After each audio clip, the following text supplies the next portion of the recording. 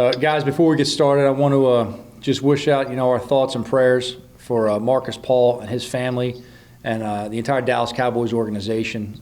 This is a guy that's very well respected through the league, very well respected in this building. There's a lot of people with very close personal ties and just, the reputation throughout the league. You don't want to see this happen to anybody. So our thoughts and prayers are to him, especially this time of year being Thanksgiving. We want everyone to have a happy, safe Thanksgiving. We don't want anything bad to happen to anyone in the league. So our thoughts and prayers go out to Marcus and his family. Today we shifted over our focus to Cincinnati. We've moved forward with that coming out of the bye week. Obviously, our focus last week and early this week was more on the New York Giants and what we had to do, collectively as a team on our own self-scout focus. Now we're fully on the Bengals. I'd say this is a team right here that this is a very talented team. They've done a very good job assembling talent. Obviously, the injury of Joe Burrow, he's a tremendous player. But I'd say this, between Allen and Finley, they have two very capable quarterbacks, and they have an elite receiving group that make their offense, a threat every time they're on the field. They do a great job. Zach really schemes it up. He knows how to call it against opponents, makes great adjustments in the game. Does a really good job of getting the team on the field and extending drives. They got 29, I think, drives over 10 plays this year. It's one of the top in the league. And that just shows that they can get out there and really sustain drives and put things together. Defensively, Lou does a great job. He really coordinates it from the back end going forward. I think his DBs are very opportunistic. That shows up with the 9 interceptions this year. It shows with how they win their leverage and sustain their leverage throughout coverage. They're a very aggressive press man team. They make you work for everything you're going to get. Our receivers are going to have a challenge ahead of them this week. We have to win. We have to get open. We have to finish catching the ball. They're very competitive going all the way to the ground to get that ball off you. And then I'd say in the kicking game, look, starts with Darren Simmons. This guy's been there for 18 years. And knowing him personally, going against him, look, simply put, this is one of the best coaches in the National Football League. He's a tremendous coach in terms of identifying talent, developing players. His players play hard. They're fundamentally sound. They're situationally aware. So this is a very good coaching staff. These players are well coached. This is a very talented group of players. They play hard. We would expect nothing less than 60 minutes of hard competition. We've got a big challenge ahead of us this week, and we have to go ahead and put everything into it. That being said, open up to any questions you may have. And we'll start with a few questions from anyone who regularly covers the Bengals. Ben? Yeah, hey Joe, when you got on board and you were trying to establish a culture, what was the biggest thing that you needed to do and you felt like you had to do in order to get the kind of culture that you wanted initially? Yeah, the message for me was always just the most important thing is the team. And I think that has to resonate throughout the building first to make sure everyone in the building understands the players are the priority. And then when it gets into the players joining you in spring, although last spring was virtual, is really getting the message out to them that everything we do is for them. Every resource we have in the building is established for the players to use, that everything we do schematically is to give them an advantage. Everything we do in development is to try to help them develop. It's all about the team. And once they understand that we have their best interests at heart, then it's probably a little bit easier for them to buy and understand we're trying to do things to help them individually as a professional and collectively as a team. I've seen nothing less than that with our team. We've got a great feel in our locker room. We have guys who go out there and play hard for each other on a weekly basis. We have guys that are really fun to work with. They're very competitive. They show constant improvement. And, to me, that all just stems back for knowing there's something bigger than yourself, and you got to kind of get outside your own ego and make sure you get into what is most important for the team. Laurel? Hi, Joe. Thanks for taking time with us today. How difficult is it preparing for this Bengals offense, not really having a good sense of what these two quarterbacks, it seems like they're going with Brandon Allen, who we haven't seen. How big of a challenge is it preparing for that? Well, Zach's going to make it a challenge every week regardless. This guy does a really good job of establishing a game plan. The thing I think he does really better than most in the league is the adjustments he makes throughout the game.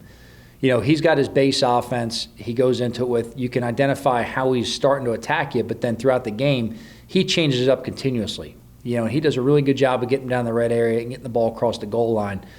He's really got a great offensive mind right there. I think the thing about these guys is these receivers are really elite. They've got good runners. They've got a solid offensive line. These guys play very tough and competitive. And the thing I tell you, on the note right there that we haven't seen Brandon Allen, we have seen Brandon Allen. We saw him in Denver. We saw him in L.A. Some of it maybe preseason. He played himself against the Giants in previous preseason. So there's been some familiarity with this guy. The thing you see with him is he's a confident player back there. He's a very accurate passer. He's knowledgeable within the system. He can make the guys around him better by distributing the ball. And then Finley, the thing that he really brings to the table is he's an aggressive young quarterback. He can make the throws, but he's athletic. And he can break the pocket. He can extend it. He's not hesitant to pull that ball down and scramble and make plays with his legs. So, look, right now we're preparing for, Allen was obviously announced today through the press, but we're preparing for Allen as well as Finley because we have to expect to see at least a little bit of both throughout the game. So both are very capable quarterbacks. Both present a lot of challenges, and we've got to really make sure that we're working hard this week for both guys. Bruce Beck.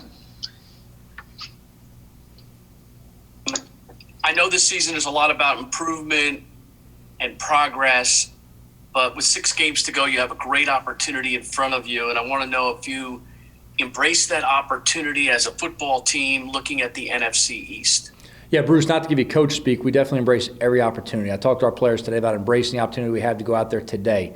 Look, I think when you look at this division, this is really the starting point for the division. All right, we're coming out of Thanksgiving after this, this weekend. Everyone's really on equal ground. The only thing that matters is what we do from this point forward. We've got to show consistent improvement. I think our players have done that throughout the year, but nothing before this game is going to matter. Nothing's going to help us beat the Bengals other than what we do this week to prepare and how we execute for 60 minutes against Cincinnati. So in terms of the entire division, the most important thing truly is what I always say, is being a better team every week and being a better team at the end of the season, because everyone right now is on equal ground going forward. Forge. Hey, Joe. Hey, Paul. Every game I'm sure you prepare a certain way. I'm sure you do. But this game is a little different. It's coming out of the bye. The Bengals just lost their rookie quarterback, who everyone was talking about. You guys are favored on the road. Is that a mindset that you see in the building? Is it a mindset you want to get out of the building? This whole, the Giants are supposed to win this game. I'm sure as a coach you hate the word supposed. Yeah, the message I always have to the players is, look, if you start reading headlines and you want to believe the good, then you better be ready to believe the bad. Because a lot of the same people are writing 2 different stories about you weeks apart, so you can't go with the roller coaster up and down. Whatever's said on the outside of the building may have some truth to it, but at the same time, we can't let that dictate how we prepare or the flow that we have and the mindset we have. Today's Wednesday. Today's a work day for us. We've got to get out there on the field. Our guys have to start from scratch with fundamentals. We got to get our bodies moving. We have to knock off some rust from having a bye week. All right, we have to make sure we get into the game plan for the Bengals and that we understand that so we can come in tomorrow, correct what we need to, and take a step forward with the rest of our game plan going in.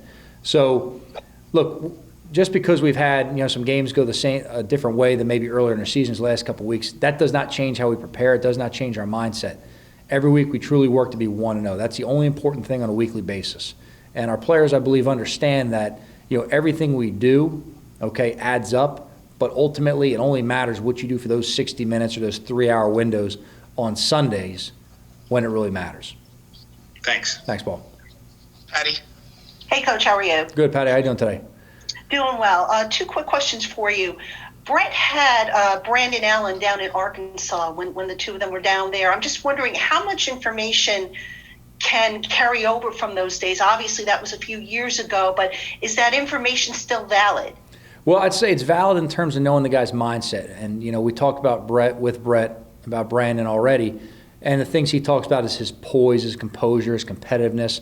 The tape really tells you what you need to know about the guy as a player. Knowing the guy's mindset from his former head coach, that's critical right there. And Brett has a great tie with all of his players. He really understands what makes these guys tick and what kind of guys these guys are in the huddle. And he's described Brandon as this guy's a leader. This guy's going to get in the huddle. He's going to have 10 sets of eyes that are confident in what he's telling them. And they're going to go out and play aggressive for him. And you watch his tape, he gives his receivers a chance to make plays down the field. That's one thing about him, is he's not afraid to throw it in tight windows. And these receivers have all shown they're very capable of making those 50-50 catches. I mean, this is an elite receiving group. We've got to acknowledge that this is one of the best in the league. And these guys have made a ton of plays already down the field. And then just one quick follow-up, not related, but the team put out a video of you reaching out to some new season ticket holders. And I'm just wondering, why did you feel it important to do that? This is something they presented to me, and I absolutely jumped on it. Look, I think sometimes what gets lost in the shuffle sometimes is the connection that we have with the fans. And this has definitely been a year we haven't been able to have that connection. So any opportunity I had to be able to just interact or speak with any of the fans, look, that to me is critical, and it's critical for our team. There's a loss of an element of this game with having empty stadiums. And yes, there is a noticeable difference whether you play in a stadium of 3,000 people or 20,000 people, wherever we've been in this year, because there's a noticeable energy in the stadium. Now, that being said, there's only 11 on the field, and you got to bring your own energy, and you have to play. But when there's people in the stadium, there's fans and energy, that's critical to the game. That's a flow of the game. And I worked with a guy a long time ago who used to say all the time, we don't need drugs, we're football junkies. And that's the truth, is the energy on Sundays really is what you work for. You put all the time in throughout the week, you invest it all, and you go out there for 3 hours on Sunday, and that's that adrenaline kick that you really work for. That's the thing you can't stop coming back to over and over. And really that ties back into the fans and the players and how they compete on the field. You know, the other thing being said, too, is, listen, it's been a very tough year around the country for a lot of people. And the fact that we have people willing to invest their own hard-earned money in this time into us, it's important they understand that we're investing in them as well, and the product we want to put on the field has to reflect them and what they're fighting through as well. Thank you, Coach. Thanks, Patty. Tom Rock. Joe, first of all, can I just ask a couple of quick logistical questions? Yes. Today will be the first day that you're on the field as a team since the Eagles game, I think? That is correct, yes. All together. And then what are your plans for tomorrow with the team? Yeah, so tomorrow we're going to start a little bit earlier. It's going to be, you can call it a normal Thursday for us, Tom. It'll be virtual meetings. It'll be on the field, normal practice. The biggest difference will be when practice is over, we're going to cut the players loose. So they should be out of the building tomorrow, call it 1:30. All right, and then we'll bring them back in on Friday. We'll add a little bit more time on Friday morning to review the tape from Thursday and make up that lost time we had. So we'll start a little bit earlier. Most of the guys don't mind that. It gets them kind of going in the flow of things. Tomorrow's obviously a critical day. It's Thursday. We work all the situations, 2-minute third down. We introduce red area review, early downs. We get all the special teams worked on Thursday. So Thursday's a big day for us. But we want to make sure that we take time. We understand that it is still Thanksgiving, guys. There's certain days of the year you've got to make sure you dedicate that. Family is a critical part of it. Friends are a critical part of it. We got to make sure that when the work's done, we can go home. We can, guys can, I guess, put their hair down. I guess that, refers to Nate Edmond more than anybody, I guess. But they can kind of relax and, spend a little bit of time with their loved ones. And then if I could ask you about Daniel, the last two games, does it feel like he's sort of gotten over a little bit of a hump here? I just see constant improvement with him on a weekly basis, Tom. I think every game is very unique. It's very independent of the one before. The lessons you learn from the previous game you take forward, and you don't want to repeat mistakes. I think Daniel's just done a good job of really growing in this system. I think he's done a really good job of growing as a player right now, and I see a lot of growth with him. There's a lot of things you guys don't see behind the scenes that we're not always going to share, but the way this guy is outward with his teammates, or the reception he gets in team meetings or locker rooms, things like that, you can really see the team growing around him. This guy's an integral part. He's a leader on this team. He's a quarterback. We all have confidence in him, and we love putting him on the field on Sunday and letting him go out there and compete. Hey, Joe. I was wondering if you saw the video of Graham Gano making a makeshift little practice situation in his hotel room, and what you made of his all set up. Yeah, he better open the windows. Cincinnati doesn't have a dome, so I don't know what the hell he thinks he's accomplishing there. But, obviously this guy's probably going stir crazy. He's chomping at the bit to get back with us. Our biggest priority right now with him is just his health. And when the doctors say he's good to go, we'll put him out there and we'll start swinging away. Jordan. Hey, Joe. Off that, you had 4 positive tests last week during your bye week, so you come back this week. How much does that change your operation overall? Yeah, actually a good bit, Jordan. What we've been doing the last few weeks has been Wednesday. We've been in the building for install meetings and then reviewing the tape in person on the back end. Thursdays have been virtual all the way through for really the last chunk of weeks. Friday's been an in-person day. What we've changed this week is we're going to do all virtual meetings Wednesday, Thursday, and Friday. That's install meetings and the review of the tape on the back end. Now, Thursday's a little different being Thanksgiving, as I just referenced. That review meeting will be actually Friday morning. However, the other precaution we've taken, Monday, wanted to have a team practice. We chopped that up, ended up doing more small segment, small group, individual focus practices, which, to be honest with you, we talked to staff in terms of coming off a bye week, that may be the way to go from now on. We thought we had a lot of productive work as far as knocking off some rust. It probably would have been a little bit better if we'd been on the field last week for Tuesday and Wednesday as we initially planned. But that may be a good way for us to come out of the bye continuously going forward of getting guys going back in. I'd say the rest of it is, we've been following the same protocols the entire time. Our guys' antennas are definitely up. They're very receptive. But in terms of chopping up the weight room, chopping up, time in the locker room has really been critical for the entire league. And that's what a lot of the league memos reference is, getting the guys out of the locker room where they, where they naturally talk and hang out and are pretty close to each other, even though we have the spacing built in for them. So we're kind of segmenting when they get in the building, when we let them off the field at the end of practice. There's a certain group of guys that may go lift weights after practice. Some younger guys will keep on the field for a little extended drill work, and then another group will go to the locker room. That'll kind of cycle through the showers, getting dressed, that we don't have everyone in there at the same time. So we've had to be very particular about how we set up the flow of the day that way, Jordan, to make sure everyone just doesn't cluster together. Now, that being said, look, we started this back in the spring. I think that was the best preparation we could possibly have for the season, is this virtual world we're meeting in. Our guys have been tremendous with it. You click on there. We talk about having a professional setting. All of our guys are in a good, quiet place they can concentrate at home. You can watch it in the grid format like we do right here, and you can see everybody's eyes. Everyone's locked in. Everyone's tuned into each other. That's all been very, very positive. You hear horror stories from other teams around the league, to be honest with you, about guys being distracted or, guys playing with kids in the middle of meetings, things like that. Our guys have been great about really coming to work, being professional, making sure it's a priority that when they're in that Zoom meeting, they're at work. And I think we've seen a lot of benefits because of it. And talking with the captains throughout these last few weeks, asking them feedback on how do you like the Zoom meetings, as opposed to the in-person ones. And some of the feedback I've gotten is, hey, throughout the weeks, it's not a bad change of having it one day a week or a couple days a week. So, this will be the first time we go 3 days in a week. We'll have to see how they handle it and how they like it. And, again, we'll evaluate at the end of this week and see what we have to do going forward. So is that a rule you have to have your camera on? You have to be able to see the guy? Yeah, look, if we don't see your eyes, you ain't there. Look, I learned in the spring real fast. I got a 10-year-old who figured out he could put ... connecting on the bottom of his Zoom, and the teacher just wouldn't call on him. So it's like, you got to kind of learn all these little tricks and stay ahead of it that, we got to see your eyes and know you're locked in the meeting. So you're consulting your 10-year-old on how to run these? No, I'm just observing criminal activity and staying ahead on enforcement. Okay. Last one here, Pat Leonard. Hey, Joe, Darius Slayton, I know everyone considers him a dangerous deep threat. His toughness has shown up this year. It seems he has left several games banged up, but doesn't spend a long time on the sideline and often ends up maybe making a big play later in the same game where it looks like he gets banged up. Is that indicative of what you see from him as a player and a person? Yeah, absolutely. This guy's a mentally tough guy, Pat. Look, this guy's had things going back to the beginning of training camp that he's had to fight through and deal with, and you never hear him complain. You never hear an excuse from him.